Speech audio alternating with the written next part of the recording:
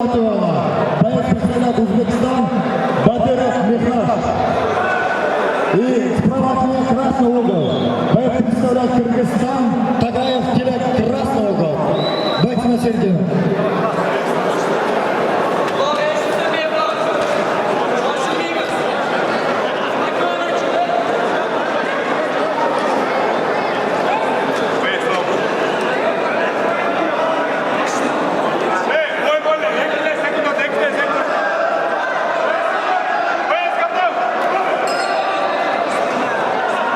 Nursultan, ekisi sonra, Nursultan, ekli. 5-6 Nursultan.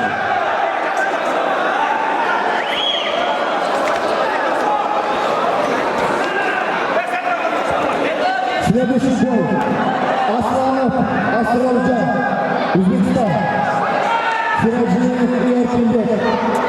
Aslanov, Asrorjon, Uzbekistan. Sirajinov, Erkinbek. Следующий бой.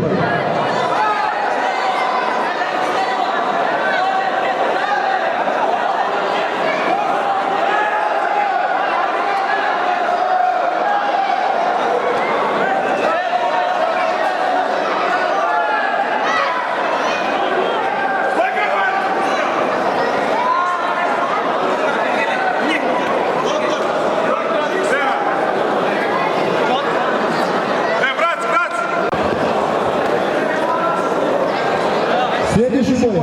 Aslanov, Asrorjon, Узбекистан. Его оппонент из Кыргызстана Сираджидинов, Еркинбек, Сузан. Следующий бой.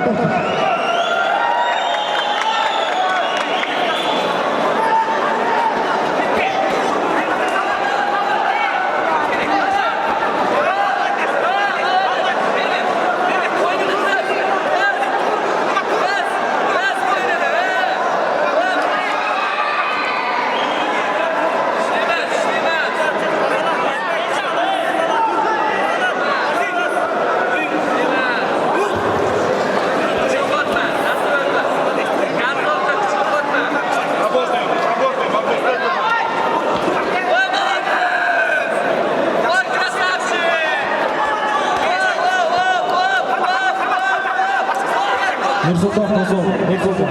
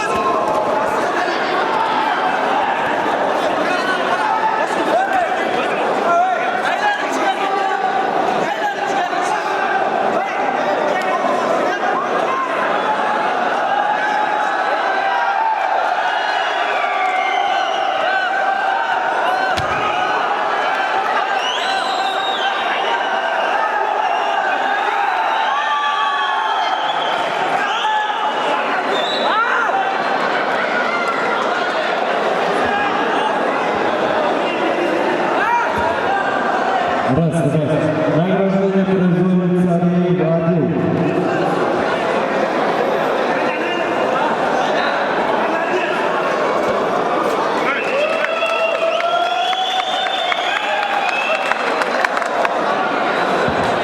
Дорогие друзья,